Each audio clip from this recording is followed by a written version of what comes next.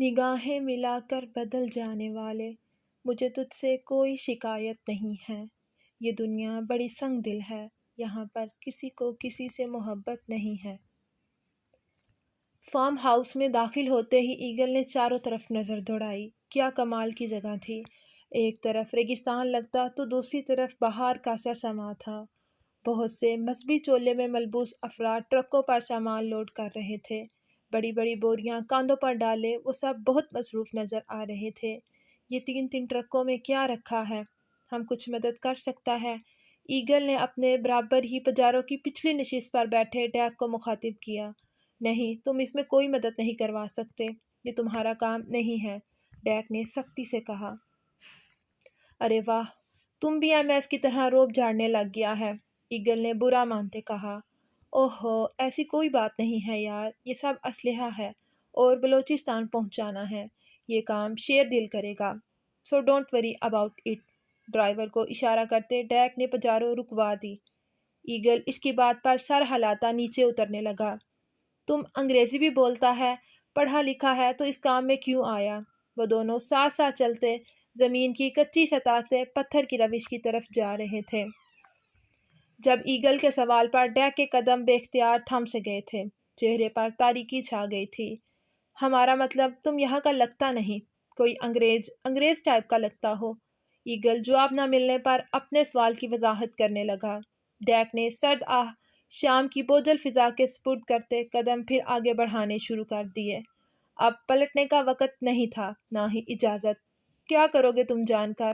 Deck نے jacket کی shirt کی سلیوز کو فولڈ کرتے کہا۔ ایگل کی نظریں اس کے چہرے کے اتار چڑھاؤ دیکھ رہی تھی۔ ہم جاننا چاہتا ہے کہ یہ ہیرو ٹائپ کا بندہ ویلن کیسے بنا؟ ایگل نے سنجیدگی کی تہ کو باریک کیا تھا۔ ہا ہا ہا، میرے سر پر بچپن سے ہی بال نہیں ہیں، اب اس وجہ سے اگر میں ویلن نظر آتا ہوں تو اس میں میرا کیا قصور؟ ڈیک کا لہجہ بھی ہلکا پھلکا سا تھا۔ تم بتاؤ نا ہم کو کہ تم کس سکول سے سیکھا اتنا اچھا انگریزی بولنا؟ ایگل اور ڈیک کی اب بہت بن گئی تھی۔ ایم ایس کو ایگل پر بھروسہ نہیں تھا، تبھی ڈیک اس کی مکمل جاسوسی پر لگا رہا۔ اب وہ اپنے کام میں بھی اچھا تھا اور رویے میں بھی۔ 3-4 مہینے ہو چکے تھے، مگر ایک بار بھی اس کے کام میں کوئی کوتاہی نہیں ہوئی تھی۔ اب تو منہاج بھی اس کی جانب سے کچھ پرسکون ہو چکا تھا۔ میں امریکہ کا رہائشی ہوں، ڈیک اور وہ باتیں کرتے کرتے اب فارم ہاؤس کے وسط میں بنے عالی شان بنگلے کے اندر داخل ہو گئے۔ سفید رنگ کا بنگلہ۔ کیا؟ اندر جاتے ایگل کے قدم ٹھٹک گئے تھے۔ ہاں، امریکہ کا رہائشی، سعودیہ کا قیدی اور پاکستان میں اسمگلر اور ٹیرورسٹ دہشت گرد۔ ڈیک نے اطمینان سے جواب دیتے ڈرائنگ روم کی میز پر چابیاں اچھالیں اور ٹانگیں پھیلا کر صوفے پر دراز ہو گیا۔ کیا تم؟ مطلب ہم کچھ سمجھا نہیں۔ ایگل بھی سامنے صوفے پر آ بیٹھا، مگر آگے کو جھکا بے آرام سا بے چین سا بیٹھا تھا۔ یہ سالوں پہلے کی بات ہے، جب امریکہ میں لاوارث بچوں کو چائلڈ ہوم میں چھوڑ دیا جاتا تھا اور والدین آزاد ہو جاتے تھے اپنی اپنی زندگی میں۔ تب ایک ایسے ہی 2 محبت کرنے والوں کا انجام ڈیک نامی شخص کی صورت میں ہوا۔ مجھے چائلڈ ہوم میں پھینک دیا گیا۔ یہ کیلیفورنیا کا چائلڈ ہوم تھا۔ ڈیوڈ وہاں کا سربراہ تھا۔ وہ بچوں سے جنسی لذت کا کام لیتا تھا۔ میں بھی ان بچوں کی گنتی میں اس وقت آ چکا تھا جب میں نے 11 سے 12 برس کی عمر میں قدم رکھا، مگر میں اس کو بہت تنگ کرتا تھا۔ وہ ہمیشہ مجھے مارتا پیٹتا گالی گلوچ کر کے چلا جاتا تھا۔ ایک بار اس نے مجھے اور 4-5 اور بچوں کو الٹا ٹانگ دیا تھا۔ وہ ہم سے عاجز ہار چکا تھا۔ اس رات ڈیوڈ نے لوہے کی راڈ گرم کر کے ہمارے جسم جھلسا دیے تھے، ہم سسک بھی نہ سکے تھے، رسوں سے جکڑے الٹے لٹکے ہم آہیں بھی نہ بھر سکے، خون گردش نہیں کر سکا تھا اس رات ہمارے جسموں میں۔ تب 3 دن بھوکا رکھنے کے بعد وہ ہم سے اپنی لذت پوری کرنے میں کامیاب ہو گیا۔ ہماری ویڈیوز بنائیں۔ تب میں 14 برس کا تھا۔ وہ رات بہت بھیانک تھی۔ میں نے بہت کوسا اپنی زندگی کو۔ میرا جسم غلاظت سے بھر چکا تھا اور اس کا ثبوت اس شیطان کے پاس محفوظ تھا۔ میرے بال بھی اس رات لوہے کی گرم راڈ کے ساتھ ہی چپک کر ختم ہو چکے تھے۔ میری نیلی آنکھیں، صاف شفاف رنگت، پرکشش نقوش اس کے سعودی ساتھی کو بہت بھائے اور میری ڈیل کر لی گئی۔ ایک رات میں سویا تو 2 راتوں بعد سعودیہ میں آنکھ کھلی۔ ایک کچرے اور غلاظت کے ڈھیر سے نکل کر میں دوسرے میں آ چکا تھا۔ یہاں بھی دن رات ٹارچر کیا جاتا، تب تک کھانا نہ ملتا جب تک آنتیں چپک نہ جاتی۔ بہت ظالم تھے وہ لوگ، ایگل، بہت ظالم۔ قہر برساتے، دن رات اذیت ہی اذیت تھی۔ تکلیف اتنی ہوتی کہ جان جانے لگتی، اور جو گندا کام وہ مجھ سے لیتے، میرا مر جانے کو جی چاہتا، مگر میں بھی بلا کا ڈھیر تھا، ان 4 سالوں میں بھی نہ مرا، اور ان کے اگلے کھیل کے لیے چن لیا گیا۔ میرا پرکشش سراپا ان کے کاروبار کے لیے بہت محفوظ ثابت ہونا تھا۔ تب انہوں نے مجھے استعمال کرنا شروع کیا۔ سعودی عورتیں جلد میری شخصیت کی دیوانی ہو جاتی۔ مجھے ان سے شادی کر کے پہلی رات کی ویڈیوز بنا کر دینے کا حکم دیا گیا، تاکہ بعد میں ان کو بلیک میل کر کے پیسہ نکلوایا جا سکے۔ مجھے یاد ہے، وہ میری پہلی شادی تھی، جب پوری رات گزرنے پر بھی میں نے اس لڑکی کو چھوا تک نہیں۔ تب ادین نے مجھے ایک بار پھر لوہے کی گرم راڈ سے پیٹا۔ کیوں ہیرو، لڑکی پسند نہیں آئی تھی کیا؟ وہ جلاد بنا پوچھ رہا تھا۔ موٹا پائپ ڈیک کی برہنہ کمر پر پڑا۔ اگر پسند نہیں آئی تو کہہ دیا ہوتا، بدل دیتے ہم۔ ڈیک کا پورا منہ جلس چکا تھا، بار بار اس کے منہ سے خون کا فوارہ ابل رہا تھا۔ مجھے معاف کر دو ادین، اس رات میں نے اس کی بہت منتیں کی، معافیاں مانگی، اور پھر اس کے کہے پر عمل کرنے لگا۔ چند سال بعد ایک لڑکی اور میری زندگی میں آئی، مگر اس کی شرط تھی کہ پاکستان جا کر تمام رسومات سمیت شادی کرے گی۔ اس کے والد پاکستان میں رہتے تھے، تب مجھے پاکستان جانے کی اجازت مل گئی، مگر 7 جاسوس بھی چھوڑے گئے۔ لیکن اس بار گیم میرے ساتھ کھیلی گئی۔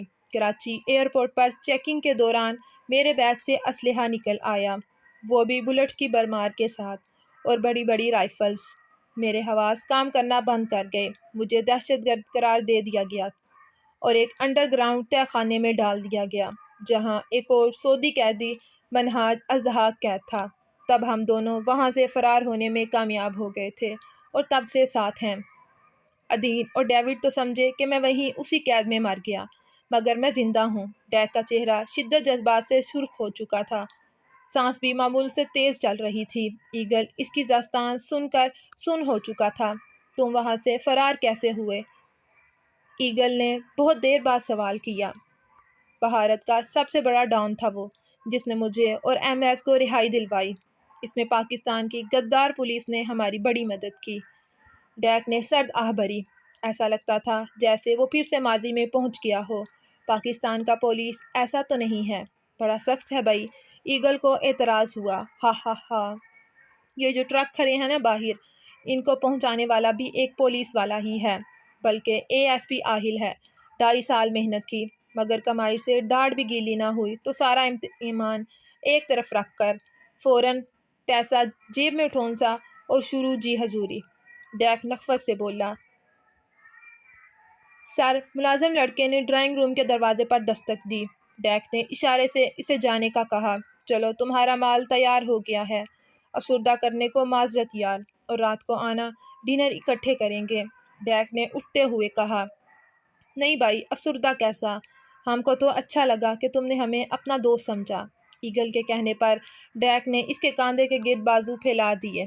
تمہارے آنے سے کافی کام درست جا رہے ہیں، اور میں ایم ایس کے وحشیانہ پان سے کافی حد تک محفوظ ہو چکا ہوں۔ ڈیک کے لہجے میں تشکر جھلک رہا تھا۔ ایگل بھی مسکرا دیا۔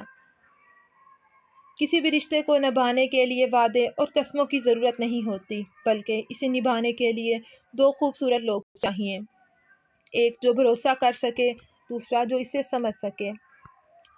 خلم من کی تعریفی و امطر من کی خاطری کانک من عینی نقلت الی قلبی۔ وہی سحر انگیز لہجہ، گمگیر آواز، اس کا تنفس تیز ہونے لگا۔ کیا ہوا سمجھ نہیں آئے؟ دل فریب مسکراہٹ، جان لیوا انداز۔ اس کو اپنے چہرے پر 2 انگلیوں کا لمس سرسراتا ہوا محسوس ہوا۔ کتنی تپش تھی اس لمس میں، وہ سوتے میں بھی کسمسانے لگی۔ جب بھی نظر سے دور ہوئے، دھیان میں میرے آن بسے۔ آنکھ سے چل کر دھیرے دھیرے منظر دل تک آ پہنچے۔ آواز کچھ اور قریب سے آنے لگی، فاصلہ سمٹنے لگا، سماعت پھٹنے لگی، کوئی اسے جکڑنے لگا۔ آ آ آ، وہ رات کے تیسرے پیر پھر جاگ گئی تھی۔ پورا وجود پسینے سے شرابور تھا۔ ننھا سا دل پسلیاں توڑ کر باہر نکلنے کو بےتاب ہونے لگا۔ اس کا سانس پھولنے لگا تھا۔ اف گڑیا، کب تک خواب دیکھ کر ڈرو گی؟ اب بڑی ہو جاؤ۔ خر خواب دیکھ کر چیخ مارنا تو گویا فرض ہے تم پر، سائیکا نے جھنجھلاتے ہوئے کہا۔ ابھی چند منٹ قبل ہی تو مطالعہ کر کے لیٹی تھی وہ کہ اس کی چینخ سے جاگ گئی۔ اس نے کوئی جواب نہیں دیا۔ چہرے پر سے پسینہ صاف کرتے سائڈ ٹیبل پر موجود جگ سے گلاس میں پانی بھرا اور آہستہ آہستہ پینے لگی اور سوچنے لگی کہ خواب میں کیا دیکھا تھا، مگر بہت سوچنے پر بھی کچھ یاد نہ آیا سوائے ان چند مختلف زبان میں بولے جملوں کے: قلمین کی طرافی و امطر من کا خاطری کأنک من عینی نقلت الی قلبی۔ گڑیا سو جاؤ یار، مجھے صبح یونیورسٹی بھی جانا ہے، کچھ کام ہے، سائیکا بڑبڑائی۔ لائبریری جانا ہوگا، کام کی کچھ لگتی۔ وہ بھی بڑبڑاتے ہوئے لیٹ گئی۔ اسے لگا ابھی چند ہی منٹ ہوئے ہیں، مگر گھڑی پر نظر پڑی تو وہ آنٹ کے ہندسے سے کھڑی صبح بخیر کہہ رہی تھی۔ کھڑکی سے ہلکی ہلکی دھوپ اندر آ رہی تھی۔ اس نے اپنے اٹھنے کی وجہ تلاش کی تو پاس پڑے سیل فون کی جانب توجہ گئی، جو اب بھی مسلسل بج رہا تھا۔ 7-8 میسیجز میں پک اپ دی کال کا پیغام تھا۔ کال پھر آنے لگی۔ کچھ سوچ کر اس نے یس کا بٹن پش کیا تھا۔ میری جان، ابھی تک سو رہی ہو؟ میری نیندیں اڑا کر خود تم کیسے اتنی میٹھی اور پرسکون نیند سو سکتی ہو؟ بہت ہی کوئی چچورا انداز تھا مقابل کا۔ نیلم کا رواں رواں جل اٹھا۔ کون ہو اور اس بکواس کی وجہ؟ وہ تڑاہ کر بولی۔ تمہاری جان، میری شہزادی، اور یہ بکواس نہیں ہے، حقیقت ہے۔ پوری پوری رات تمہاری تصاویر دیکھتے گزر جاتی ہے اور تم ہو کہ مسلسل بے نیاز ہو، لہجے میں مصنوعی غم سموتے کہا گیا تھا۔ شٹ اپ، ہماری تصاویر تمہارے پاس ناممکن، اور شرافت سے بتاؤ کون ہو؟ اوہ، اویس یا حمزہ میں سے کوئی ہو تو جان لو اب اکیڈمی نہیں آؤں گی۔ اب اپنی دال کہیں اور جا کر گلاؤ۔ ساتھ ہی اس نے 2-3 گالیوں سے بھی نواز ڈالا۔ پہلے ہی ان کی وجہ سے وہ بہت نقصان اٹھا چکی تھی۔ کم آن بیبی، کم از کم میری آواز تو پہچان لو۔ بہت ہی ڈیٹ واقعہ ہوا تھا وہ۔ دفع ہو، جہنم میں جاؤ، بلاک کر رہی ہوں تمہارا نمبر۔ وہ سخت غصے میں بولی۔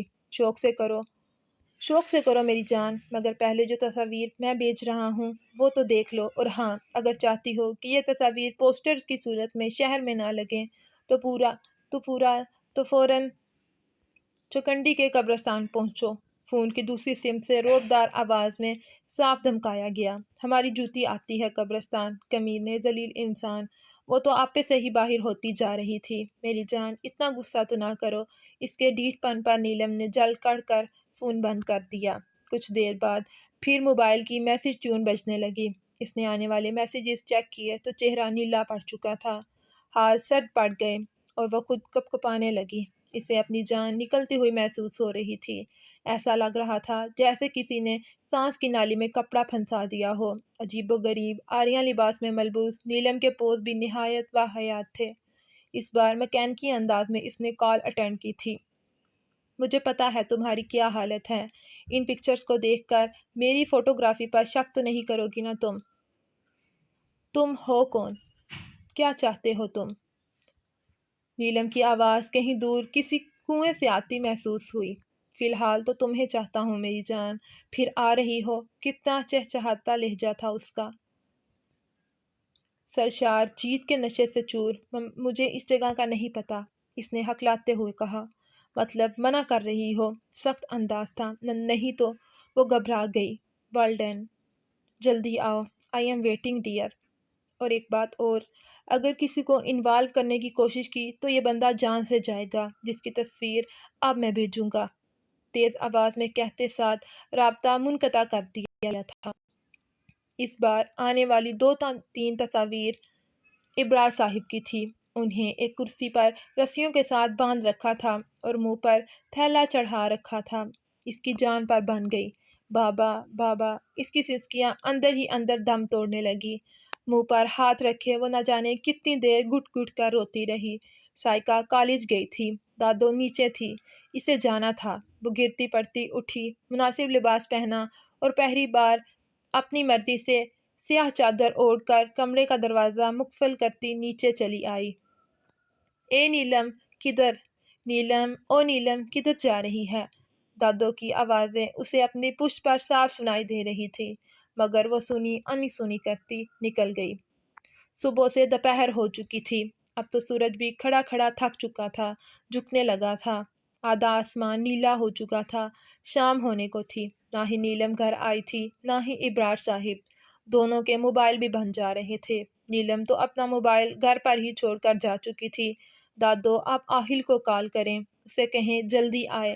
سائیکا نے آنسو صاف کرتے پریشان ہوتی دادو کے کاندھے پر ہاتھ رکھتے کہا، ارے میری مت ماری گئی ہے، پہلے کیوں خیال نہ آیا آہل کو کال ملا؟ دادو نے اپنے ماتھے پر ہاتھ مارتے کہا، یہ لیں دادو، سائیکا نے سیل فون بڑھاتے کہا۔ ہائی وے پر موجود پولیس اے ایس پی آہل اسرار کو وہاں دیکھ کر کچھ حیران تھی، مگر وہ وہاں کی چیکنگ کرتا، آرڈر دیتا، اپنی ڈیوٹی انجام دے رہا تھا۔ اس کا اچانک ہائی وے پر آنا ہائی وے پولیس کے لیے کھٹکے کی بات تھی۔ سر، ٹرک میں پھل ہی ہیں۔ ٹھیک ہے، جانے دو، آہل کی مغرور آواز میں جواب آیا۔ ٹن ٹن ٹن، رنگ ٹون کی آواز پر گھڑی پر وقت دیکھتا آہل چونک گیا۔ 5:30 ہو رہے تھے۔ 5:40 تک وہ 3 ٹرک یہاں سے گزرنے تھے۔ کیا؟ دادو میں ابھی پہنچتا ہوں، آپ فکر نہ کریں۔ نیلم کہاں جا سکتی ہے؟ اس کی سہیلیوں کے گھر پتہ کریں۔ آہل سب بھول بھال گیا تھا، یاد تھا تو صرف اتنا کہ اس کی منگیتر کزن محبوبہ وہ گھر پر نہیں ہے، وہ کہیں چلی گئی ہے۔ آہل کو اپنی جان جسم سے نکلتی ہوئی محسوس ہو رہی تھی۔ کب وہ پولیس جیپ میں بیٹھا اور وہاں سے روانہ ہو گیا، کسی کو کانوں کان خبر نہ ہوئی، مگر ٹھیک 5 منٹ بعد وہ 3 ٹرک ہائی وے کی حدود میں داخل ہو چکے تھے۔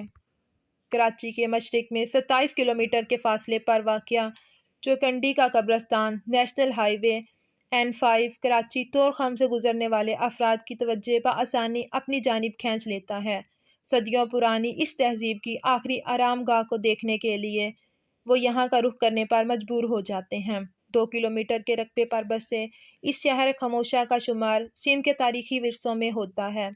یہاں موجود زیادہ تر قبروں کی تعمیر 15ویں صدی عیسوی سے لے کر 18ویں صدی عیسوی تک ہوتی رہی۔ لفظ چوکنڈی کے حوالے سے اکثر کا کہنا ہے کہ اس مقام پر جام مراد بن حاجی کے نام سے ایک مقبرہ ہے، جس پر لفظ چوکنڈی درج ہے۔ اس وجہ سے چند ماہرین کا کہنا ہے کہ یہ جگہ کا نام ہے، جبکہ کچھ ماہرین اس کی وضاحت آرکیٹیکچر کے طور پر بھی کرتے ہیں۔ سندھی میں چوکنڈی 4 کے معنی میں بھی آتا ہے، اور دیکھا جائے تو یہاں زیادہ تر قبریں 4 پلرز کی صورت میں تعمیر کی گئی ہیں۔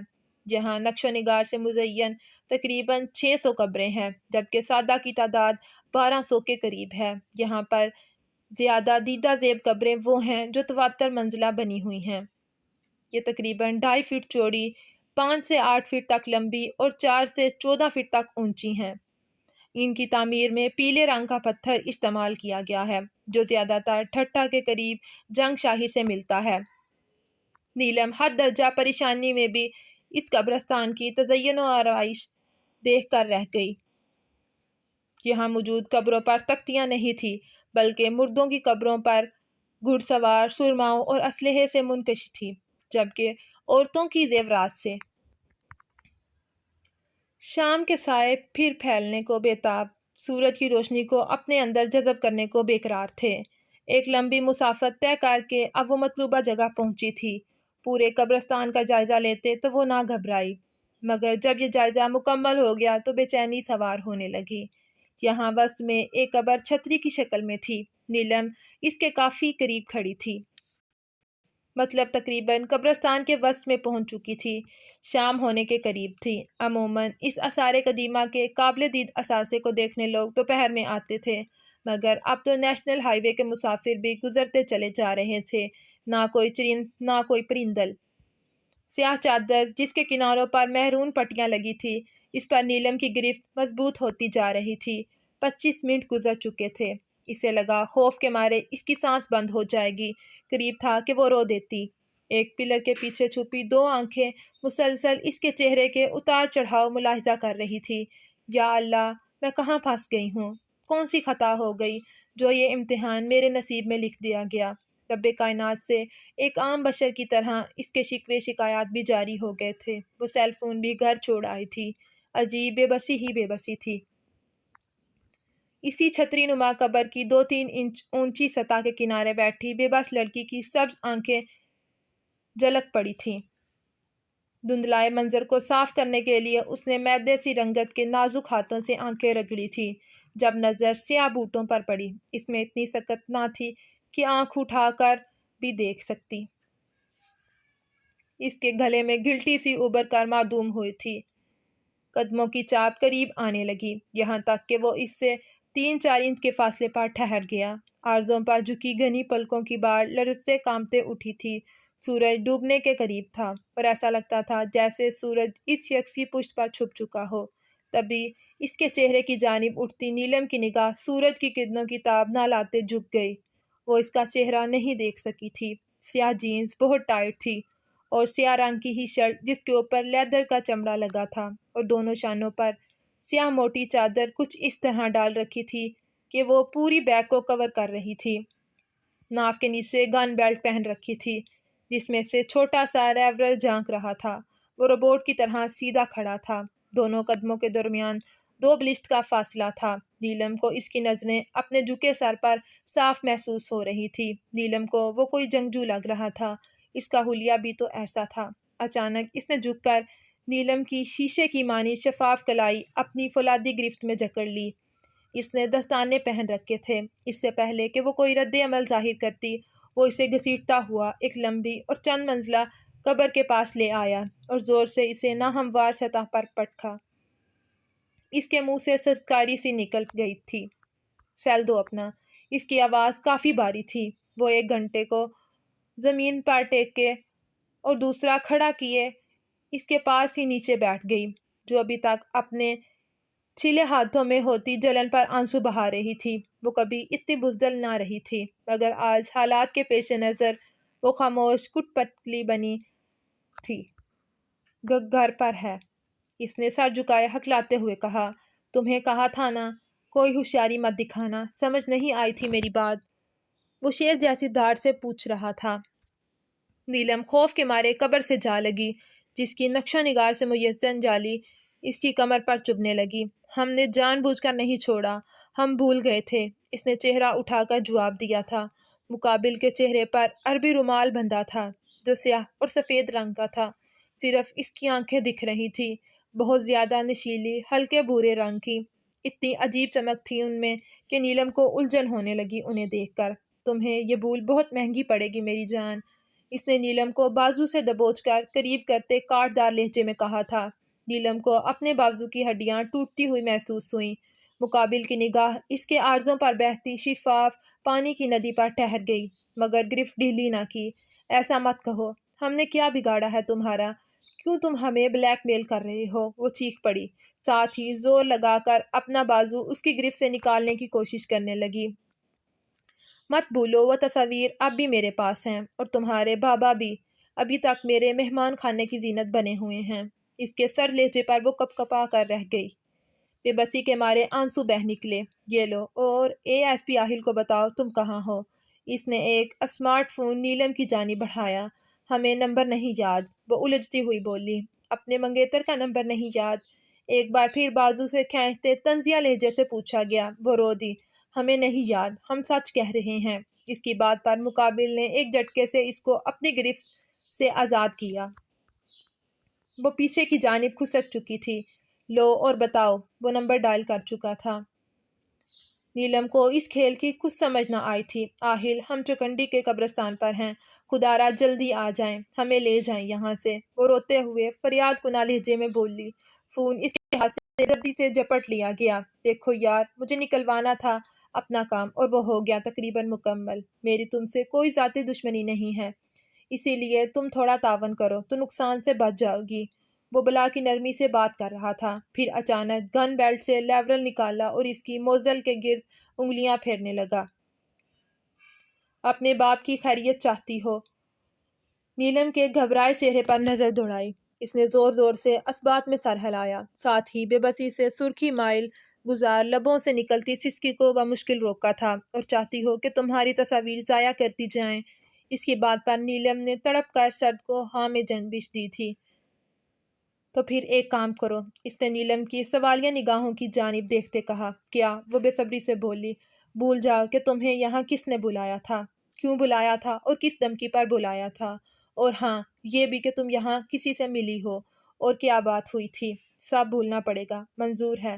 ہاں ہاں ہاں، ہم بھول جائیں گے، سب بھول جائیں گے، وہ جلدی سے اٹکتے ہوئے کہہ رہی تھی۔ Well done. تو نیلم ابرار، آج تم شوقیہ یہ قبرستان دیکھنے آئی تھی اور اب رات ہونے کے باعث ڈر گئی ہو۔ تبھی ایک راہ چلتے مسافر سے درخواست کر کے تم نے فون لیا اور اپنے منگیتر کو کال کر کے بلوا لیا۔ That's it. اس نے بات پوری کرتے نیلم کی حیرت نظروں کی طرف دیکھا تھا۔ بھولوں گی تو نہیں کہ تم نے کیا کہنا ہے گھر جا کر؟ وہ سر ٹھہرے لہجے میں بولا تو نیلم کپکپا گئی۔ ہم یہی کہیں گے، وہ یقین دہانی کرانے گئی۔ مگر پھر بھی مجھے دغا بازی کی سزا کے لیے وہ تصاویر اپنے پاس محفوظ رکھنی پڑیں گی۔ سوری جانا۔ اس نے نیلم کی ڈھلکی چادر سے جھانکتی سیاہ رنگ زلفوں کو دیکھا۔ نیلم بھی اسی کی جانب دیکھ رہی تھی۔ اس کے ہاتھ نیلم کی طرف بڑھے تھے، وہ پیچھے کو کھسکنے لگی تھی جب اس نے وہ سیاہ چادر اس کے سر پر جما دی۔ عجیب عمل تھا۔ نیلم نے بے اختیار اس کی نشیلی بھوری آنکھوں میں دیکھا تھا، جہاں ایک جمود سا اٹاری تھا۔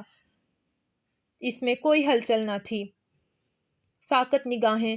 پھر وہ اٹھا اور پلٹ گیا۔ اس کے پلٹنے سے کاندھوں پر پھیلی سیاہ چادر ہلی تھی اور پشت پر مزید پھیل گئی تھی۔ عجیب حلیہ تھا اس کا۔ وہ سیدھ میں چلتا جا رہا تھا۔ اس نے پلٹ کر نہیں دیکھا تھا۔ اونچی اونچی قبروں میں وہ کہاں گم ہو گیا، نیلم جان ہی نہ سکی۔